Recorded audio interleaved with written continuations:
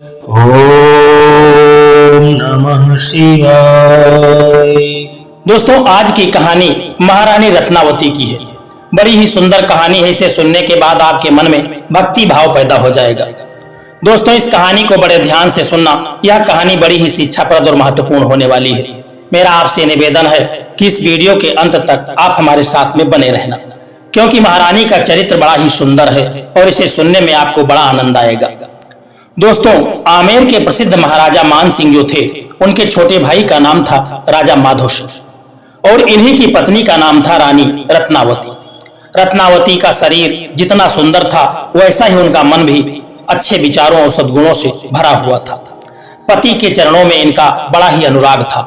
स्वभाव इतना मधुर और पवित्र था कि जो कोई उनसे बात करता वही उनके प्रति श्रद्धा पैदा करने लगता था।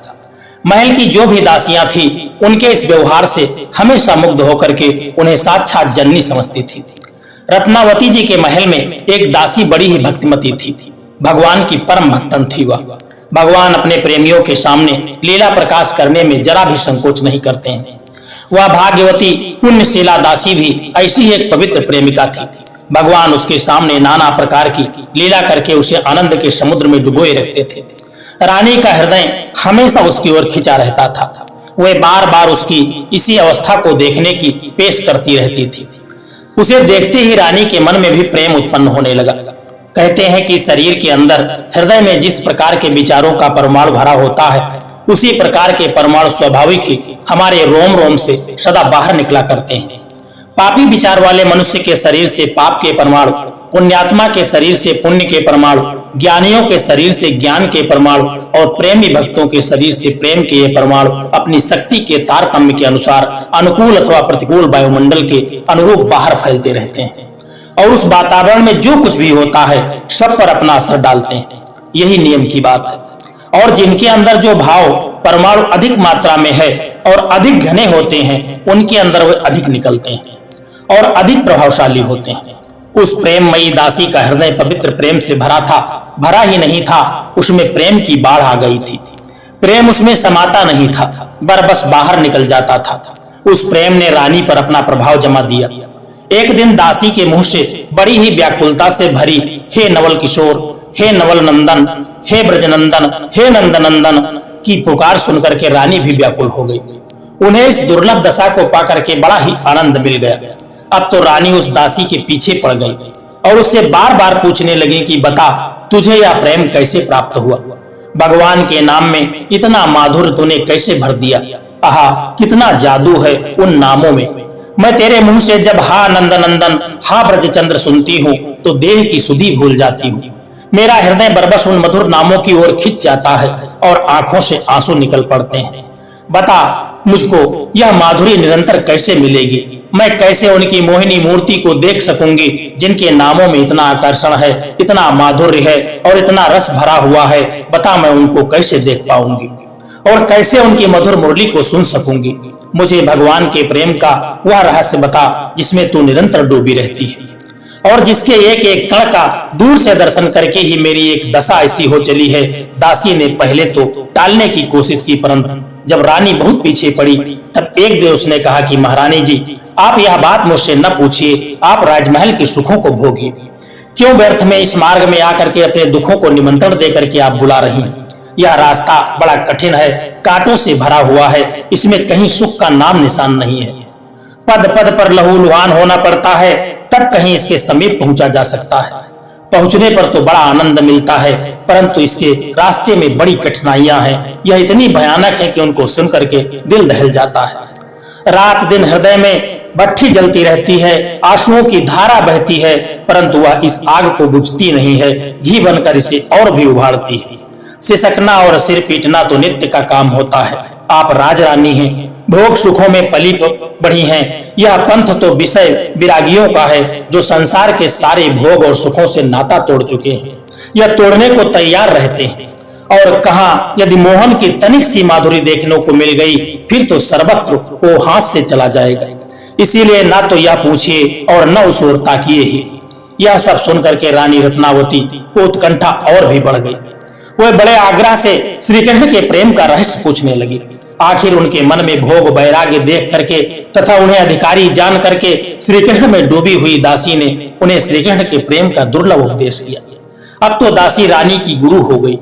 रानी गुरु बुद्धि से उसका आदर सत्कार करने लगी। विलास भवन भगवान का लीला भवन बन चुका था। दिन रात हरि चर्चा और उनकी अनूप रूप माधुरी का बखान होने लगा था। सत्संग का प्रभाव होता ही है, फिर सच्चे भगवत प्रेमियों के सत्संग का तो कहना ही क्या है। रानी का मन मधुकर श्याम सुंदर ब्रजनंदन के मुख कमल के मकरंद पान करने के लिए छटपटा उठा। वह रो करके दासी से कहने लगी, कुछ उपाय करो, मुझे मोहन के दर्शन कराओ, तभी यह जीवन रहेगा। आहा, ये मेरे हृदय में आकर के अड़ गए हैं। दासी ने कहा कि महारानी, दर्शन सहज नहीं है। जो लोग राज्य को छोड़ करके धूल में लुट पड़ते हैं तथा अनेकों उपाय करते हैं, वह भी उस रूप माधुरी के दर्शन नहीं पाते। हाँ, उन्हें बस में करने का एक उपाय है और वह है प्रेम। आप चाहें तो उन्हें प्रेम से अपने बस में कर सकती हैं। रानी के मन में दासी की बात जच गई। भगवान से बढ़कर के मूल्यवान वस्तु और कुछ भी नहीं है। इस लोक और परलोक में सब कुछ देने पर यदि भगवान मिल जाए तो बहुत सस्ते ही मिलते हैं। जिसके मन में यह निश्चय हो जाता है कि श्री हरि अमूल्य निधि हैं और वही मेरे परम प्रियतम हैं, वह उनके लिए कौन से त्याग की बड़ी बात समझता है। वह तन मन भोग मोक्ष सब कुछ अर्पण करके समर्पण करके यही समझता है कि मेरे पास देने को है ही क्या। और वास्तव में बात भी ऐसी ही है। भगवान तन मन साधन प्रयत्न या भोग मोक्ष के बदले ही थोड़े मिल सकते हैं। वे तो कृपा करके ही अपने दर्शन देते हैं और कृपा का अनुभव उन्हीं को होता है जो संसार के भोगों को तुच्छ समझ करके केवल उन्हीं से प्रेम करना चाहते हैं। रानी रत्नावती के मन में यह प्रेम का भाव कुछ कुछ जाग उठा। उन्होंने दासी गुरु की अनुमति के अनुसार नीलम का एक सुंदर विग्रह बना करके तन मन धन से उसकी सेवा करना शुरू कर दिया।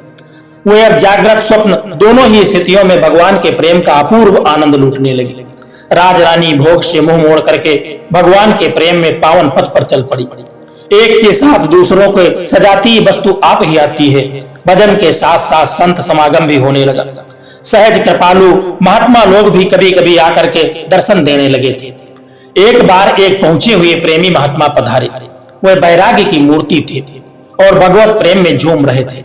रानी के मन में आया, मेरा रानीपन सत्संग में बड़ा बाधक हो रहा है, परंतु यह रानीपन है तो आरोपित ही ना, यह मेरा स्वरूप तो है ही नहीं, फिर इसे मैं पकड़े रहूं और अपने मार्ग में एक बड़ी बाधा रहने दूं। उन्होंने दासी गुरु से पूछा, भला बताओ तो मेरे इन अंगों में कौन सा अंग रानी का है जिसके कारण मुझे सत्संग के महान सुख से भी विमुख रहना पड़ता है। दासी ने मुस्कुरा करके कहा, रानी आज पद मर्यादा का बांध तोड़ दिया। दासी ने रोका परंतु वह नहीं मानी। जाकर के महात्मा के दर्शन करने के लिए सत्संग में बैठ गए। राज परिवार में चर्चा होने लगी। रत्नावती जी के स्वामी राजा माधव सिंह दिल्ली में थे। मंत्रियों ने उन्हें पत्र में लिखा कि रानी कुल की लज्जा और मर्यादा को छोड़ करके और साधुओं संतों की भीड़ में जाकर के बैठी। पत्र माधव सिंह के पास पहुंचा। पढ़ते ही उनके तन मन में आग लग गई। आंखें लाल लाल हो गई, शरीर क्रोध से कांपने लगा। दैव योग से रत्नावती जी के गर्भ से उत्पन्न राजा माधव सिंह का पुत्र कुंवर प्रेम सिंह वहां पर आ पहुंचा और उसने पिता के चरणों में सिर झुका करके प्रणाम किया। प्रेम सिंह पर भी माता का कुछ असर था। उसके ललाट पर तिलक और गले में तुलसी की माला शोभा पा रही थी। एक तो राजा को क्रोध हो रहा था, फिर पुत्र को इस प्रकार इस वेश में देख करके तो उनको बहुत ही क्षोभ पैदा हो गया। राजा ने अवज्ञा भरे शब्दों में तिरस्कार करते हुए कहा, ओ मोड़ी का साधुनी के लड़के, आप पिता की भावभंगी देख करके और उनकी तिरस्कार युक्त वाणी को सुन करके राजकुमार बहुत दुखी हुआ और चुपचाप वहां से चल पड़ा। लोगों ने पूछने पर पिता की नाराजगी का प्रेम सिंह को तो पता लगा। प्रेम सिंह एक संस्कारी बालक था। उसके हृदय में पूर्व जन्म की भक्ति भाव थे और माता की शिक्षा। उसने विचार किया, पिताजी ने बहुत उत्तम आशीर्वाद दिया जो मुझे मेड़ी का लड़का कहा। अब तो मैं सचमुच मोड़ी का लड़का ही हूँ और साधु ही बनूंगा। यही विचार करके वह माता को भक्ति पूर्ण भावना पर बड़ा ही प्रसन्न हुआ और उसी क्षण उसने माता को पत्र लिख दिया। माता जी, तुम धन्य हो जो तुम्हारे हृदय में भगवान की भक्ति पैदा हो गई और तुम्हारा मन भगवान की ओर लगा है। भगवान की बड़ी कृपा से ऐसा होता है। अब तो इस भक्ति को सर्वथा सच्ची भक्ति बनाकर ही छोड़ना। प्राण चले जाएं पर टेक न जाए। पिताजी ने आज मुझे मोड़ी का लड़का कहा है, अतएव अब मैं सचमुच मोड़ी का ही पुत्र बनना और रहना चाहता हूँ। देखो मेरी यह प्रार्थना व्यर्थ में न चली जाए। पत्र पढ़ते ही रानी को प्रेमोवेश हो गया। आहा, सच्चा पुत्र तो वही है जो अपनी माता को भगवान के और जाने के लिए प्रेरणा करता है और उसमें उत्साह पैदा करता है। वह प्रेम के पथ पर चढ़ तो चुकी थी, आज से राजवेश छोड़ दिया, राशि गहने कपड़े सब उतार करके रख दिए, इत्र पुलेल का त्याग कर दिया और शादी पोशाक में रह करके भजन कीर्तन करने लगी। पुत्र को लिख दिया, भाई मोड़ी आज तुम हित कर जांचियो, मैं आज सचमुच मोड़ी हो गई हूँ, प्रेम में आकर के जांच। कुंवर प्रेम सिंह को पत्र मिलते ही यह आनंद से नाच उठा। बात राजा माधव सिंह के कानों तक पहुंची, उन्हें बड़ा दुख हुआ और वह पुत्र को मारने के लिए तैयार हो गए। मंत्रियों ने माधव सिंह को बहुत समझाया परंतु वह नहीं माना। इधर प्रेम सिंह को भी क्षोभ पैदा हो गया। आखिर लोगों ने दोनों को समझा बुझा करके शांत किया, परंतु राजा माधव सिंह के मन में रानी के प्रति जो क्रोध था वह शांत नहीं हुआ। वह रानी को मार डालने के विचार से रात को ही दिल्ली से चल दिए। वे आमेर पहुंचे और लोगों से मिले। लोगों ने रानी की बात बताई। रानी के विरोधियों ने कुछ बढ़ा चढ़ा करके कहा, जिससे माधव सिंह का क्रोध और भी बढ़ गया। कई कुचक्रियों से मिलकर के माधव सिंह रानी को मारने की तरकीब सोचने लगा। आखिर षड्यंत्रकारियों ने यह निश्चय किया कि पिंजरे में जो सिंह बंद है उसे ले जाकर के रानी के महल में छोड़ दिया जाए। सिंह रानी को मार डालेगा, तब सिंह को पकड़ करके यह बात फैला दी जाएगी कि सिंह पिंजरे से छूट गया था। इससे यह दुर्घटना हो गई। निश्चय के अनुसार ही काम किया गया। महल में सिंह को छोड़ दिया गया। रानी उस समय पूजा कर रही थी। दासी ने सिंह को देखते ही पुकार करके कहा, देखिए सिंह आ गया है। रानी की स्थिति बड़ी विचित्र थी। हृदय आनंद से भरा हुआ था, नेत्रों से अनुराग के आंसू टपक रहे थे, इंद्रियां तमाम सेवा में लगी हुई थी। उन्होंने सुना ही नहीं, इतने में सिंह कुछ समीप आया। दासी ने फिर पुकार करके कहा कि रानी जी, आपके नजदीक में सिंह आ गया है। रानी ने बड़ी शांति से कहा, बड़े ही आनंद की बात है, आज मेरे बड़े भाग्य से मेरे प्रहलाद के स्वामी श्री नरसिंह जी पधारे हैं, आइए इनकी पूजा करें। इतना कह करके रानी पूजा की सामग्री लेकर के बड़े ही सम्मान के साथ पूजा करने के लिए दौड़ पड़ी।